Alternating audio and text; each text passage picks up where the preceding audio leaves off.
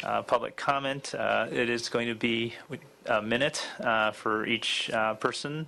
So if you want to line up at the microphone, we're going to start off with Jude Kavat, followed by Kimberly McCauley, Joshua Coleman, Maureen Burness, and Donald Kenworthy. So then we have Christine Hildebrand, Karen Mulvaney, Kelly Young, Bonnie Gate, and Jaslyn Ball. So, all right. So 1 minute each. Thank you. Okay. I'm very sorry that I only have a minute, but I'm very happy that this meeting was adjourned. It's very interesting because just on March 21st, I contacted your office, exchanged a few emails, trying to find out when the next committee hearing was going to be. And I think, I echo the concerns of the testimony today that parent involvement is key. If we don't know when these meetings are taking place, we can't be here to be involved. Parents who are traveling from Southern California are going to have, much more. So what I'd like to ask is that there be a standard of notification for these meetings, a certain time frame for the announcement to be on the website, and maybe reaching out to certain orgs to get the notification out to their members when there's going to be a committee meeting. As yesterday, as you know, I'm here to represent my son, who is one of my 4 children, diagnosed on the autism spectrum. And as the end of World Autism Awareness Day comes to a close, I just want to share a couple of statistics. 40% of children with autism don't speak at all. The average life expectancy of a child with autism is 36. That is what had me, that information is what had me contacting your office to bring that to the attention of this committee. We found out just 2 weeks ago that children with autism only have a 36-year expected lifespan. So I'd like to submit that article to you. And also of interest to the state of California is the 7% jump in children, kindergarten children, diagnosed just last year. So these statistics, these numbers continue to rise. These children are having, a much shorter lifespan.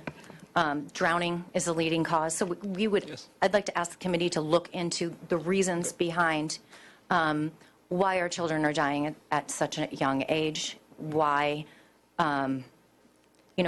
the average lifetime cost for caring an individual with autism is $2.3 million, and much of that falls on the state with the services that were discussed here today. Ma'am, can we get your final thought? Yeah. It would be really helpful if you had a more open dialogue with the community, so we knew when these hearings are going to take place. And I'm just, again, I'd like to be able to give you my email exchange to show you that I was told just last week that a meeting was not on the books as far as September. And then I found out late Thursday night that this meeting was actually taking place. Great. Thank you. Well, the meeting was noticed, and I think we can certainly, we've worked with our various partners, but certainly we can try to work better to try to, in terms of getting the information out. But the meeting was noticed as required in terms of being posted that we're having this hearing. But let me know where I could have found that notice, because it wasn't on the special committee website. We'll follow up with that. Okay. Thank you. Welcome. Hi, Kimberly McCauley, constituent of yours with 2 special needs daughters. So I have a couple of concerns. The first would be, when was the last time this committee met? Because my understanding, it's been well over a year. And that this is a committee, correct? It's not just you? So there's other people on this committee? So this is the Select Committee on Children with Special Needs. There are several members on the committee, yes. So my concern would be where they are right now, because it's a little bit insulting to me as the mother of a child with special needs. I don't think that there's anything more important right now in our state that we have 1 in 5 children with special needs. So I understand there's other conflicting committees, but to have there literally not be a single other person here listening to the voice of their constituents and the parents who do have a very difficult time getting down here, just wondering kind of what's going on there. And then the other one for me would be, I heard the statistic of 1 in 5 California children have some sort of disability or special needs. Can we get your final thought, yes. please? Is there anything that is actually looking into what is causing that, as opposed to just throwing services at these children, and maybe some preventative care to find out why we have so many sick children?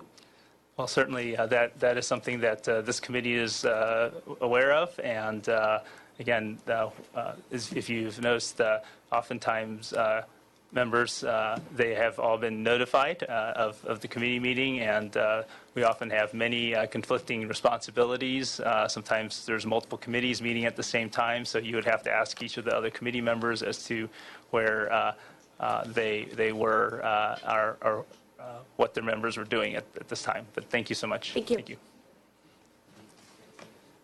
Hi, Senator Pan. My name is Joshua Coleman. I have an 8-year-old who is paralyzed in a wheelchair. And I have a major concern about Amendment H from SB 277. So my son right now, he's grandfathered in and he's able to attend school without being fully vaccinated. But, you know, when I was attending the Senate hearings, Amendment H was clarified by both your co-author, Ben Allen, and also someone from the Department of Education, saying that that somebody who was not fully vaccinated could still attend school if they had an IEP. Well, right now what's happening is most school districts are not. They're not honoring Amendment H the way that it is. And I mean, the language is very vague, but of course we know at the Senate hearings which you were present at, it was clarified crystal clear, and you never contradicted that there. So what can we do to have Amendment H honored as it was intended? So 277 is not the subject of this hearing. I will just briefly say that you should go and speak to the Department of Education and the Department of Public Health, who are the agencies responsible for implementing the law. Thank you. Okay, well, it is relevant. I mean, he has an IEP, he's special needs, and this you, affects sir. him. All right, thank you. Welcome. Good morning, Senator Pan. I'm Donnell Kenworthy, and I have a 21-year-old son with Down syndrome, autism, and he's medically complex. We've met before, and I am one of your constituents. My son has recently graduated from CCS and moved into adult care. I serve on my local SELPA CAC and chair it right now. I serve on the Sacramento Regional Advisory Committee of the State Council on Developmental Disabilities, and I'm a board member of our local Family Resource Center and Parent Training and Information Center, known as Warmline, here in Sacramento, serving 26 counties. I also, through my son's life, have served and helped in our local communities by connecting parents, meeting in coffee shops, just talking with parents and mentoring them. Parent-to-parent mentoring works, and I see my parents serving in many different areas. I recently was trained in the parent leadership model.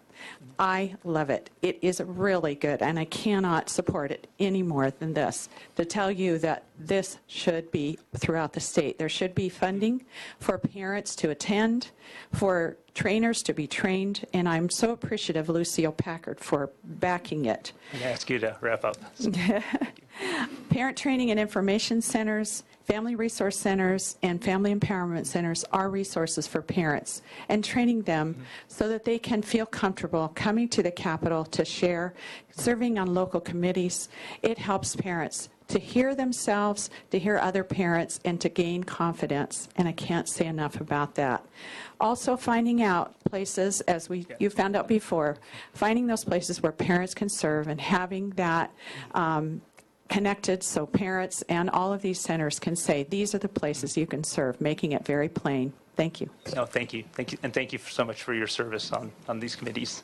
Thank you. Hi, Maureen O'Leary-Burness, also a constituent, and I'm here because I was the co-executive director of Statewide Special Ed Task Force, where we made lots of recommendations similar to what you're talking about.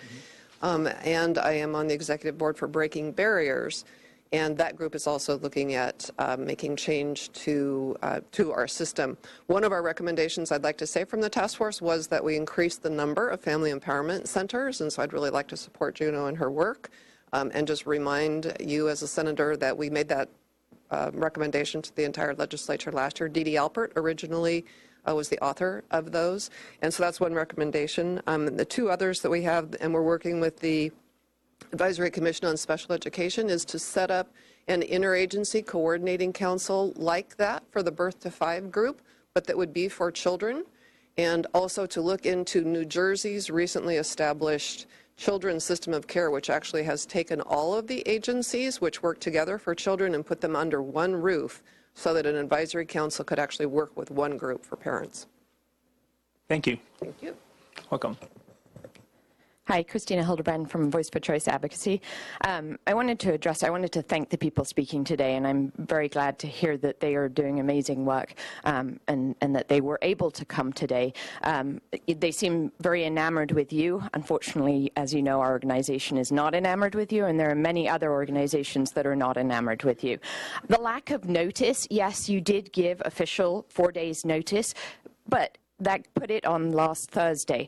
Friday was a state holiday. Saturday, Sunday were the weekend. So realistically, you gave less than 1 business day notice for special needs families to come up here and to attend this meeting. That's not good enough. I'm sorry. It's not good enough. Similarly, this committee has met 3 times in 18 months since it was initiated. There has been nothing that has come out of this committee other than those 3 informational hearings. So what the people that sat here today said, wanting for their voices to be heard, they're not being heard. You're not doing anything in this committee except for having those 3 meetings. You can go on your website for this committee. There is nothing there. Finally, we've got the one mention that Kimberly made was we've got 1 in 5 children that have special needs in the state. This is something that I brought up at your very first committee hearing.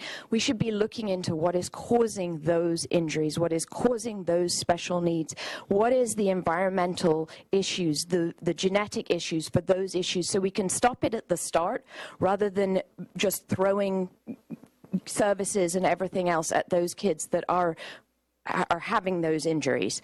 So I ask that you really look at the core of that and what is starting these special needs issues, not just putting the Band-Aid on afterwards, because if we could stop it at the inception, it would be a lot more beneficial to the state of California. Thank you.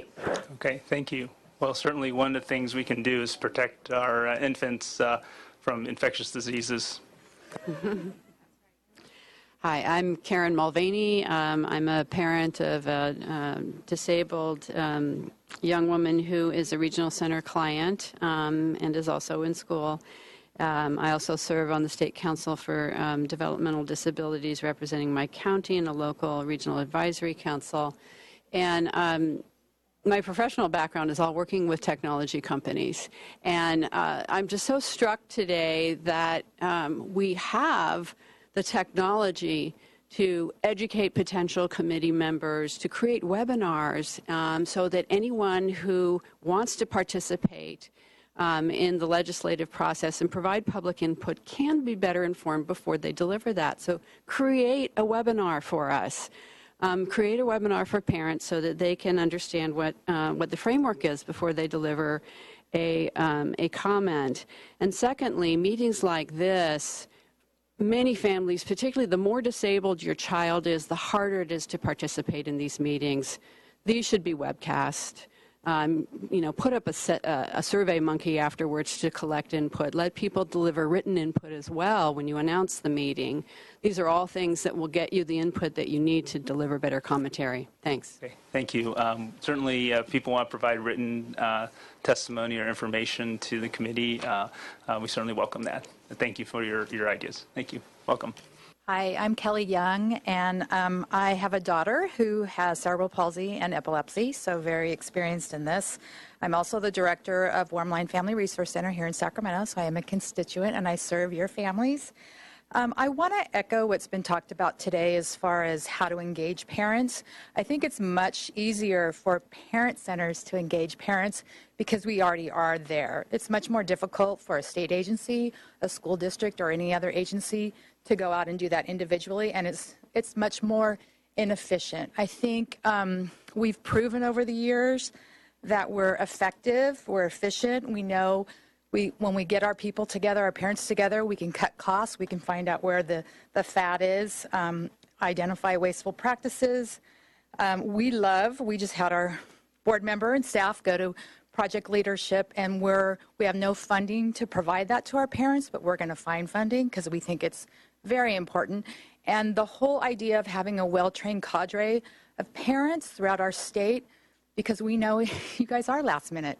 So we need to have parents ready to go when you have a hearing and testimony. So again, I really like the train of thought that you guys are on today. Thank you. Thank you.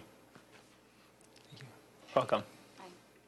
Jocelyn Ball. I'm from Fair Oaks, and this is the third meeting that I've been to in the last month or so with you, and so I just wanted to speak to and echo as well the fact that I do see a lot of activity on social media with you on awards that you're winning in regards to this particular topic.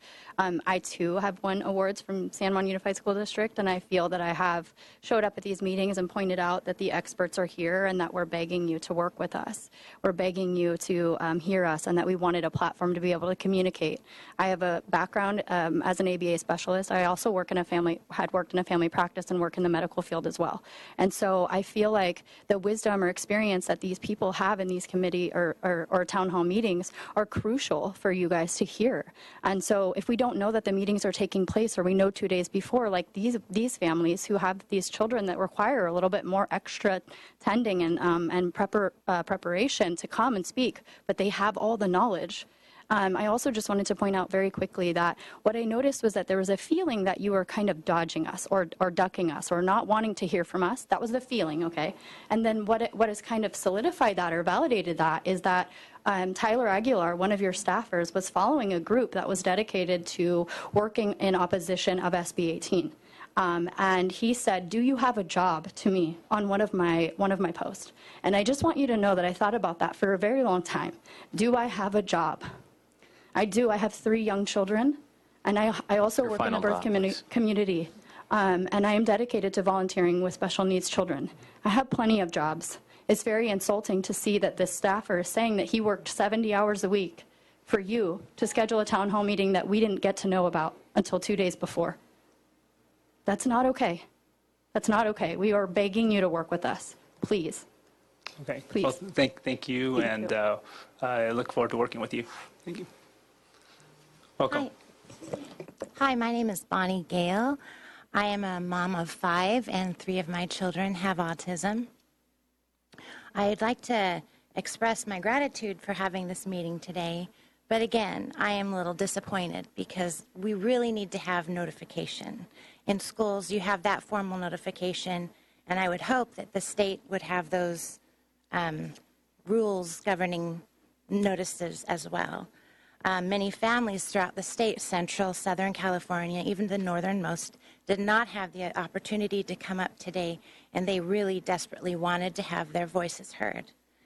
I'm disappointed that this, of the bullying of legislatures that has happened. Legislators who have blocked public media, the public who are trying to engage about some of these issues have been blocked on social media. And when negative feedback has been voiced, they're deleted and they're blocked. I think just a few minutes ago, your jab about vaccines, about a mom back here, I think it was really immature and Your final thought, ma'am. insensitive, especially because these are the families, some of them are. I just think it shows a lack of respect. You are a doctor. We have to acknowledge that autism, there's vaccines. Let's just end it with that and try and get more family engagement. Thank you. Thank you. Welcome. Hi, my name is Julie Cosgrove Garcia. I'm a parent of a son with Duchenne muscular dystrophy, 25 years old. I'm here with my friend Leandra Archdeacon with her son Nicholas back there. He also has Duchenne and other serious medical issues. But I wanted to thank everyone for the time to be here. We came in late. Apologies for that. I'm learning the process of how this works. Since my son's diagnosis, I've spent a lot of time on working with Parent Project Muscular Dystrophy. Leandra and I are both FACES coordinators with Parent Project Muscular Dystrophy, families advocating, coordinating, educating, and supporting families. I want to learn more on the local level of resources that are available for our children. My son didn't qualify until he was 18 for resources. I know with a social worker, I asked what else is out there, what else is available. There are other resources available.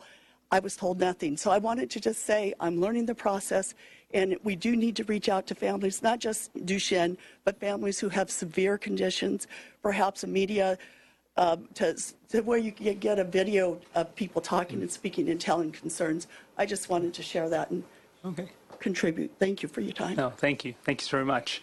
Well, seeing that included public comment, I want to thank all the participants at the hearing, and again, I want to thank our speakers and the families that came to testify. I also want to specifically thank again Children Now. Thank you so very much for helping us organize this hearing and reaching out to families across the state, and also to the Lucio Packard Foundation for Children's Health, who I know has been central to this work as well, and actually building up networks of families with special needs, children with special needs, and reaching out to them as well, and being sure that families had an opportunity to participate in this hearing. So again, with that, I want to thank all the participants, and we are adjourned. Thank you.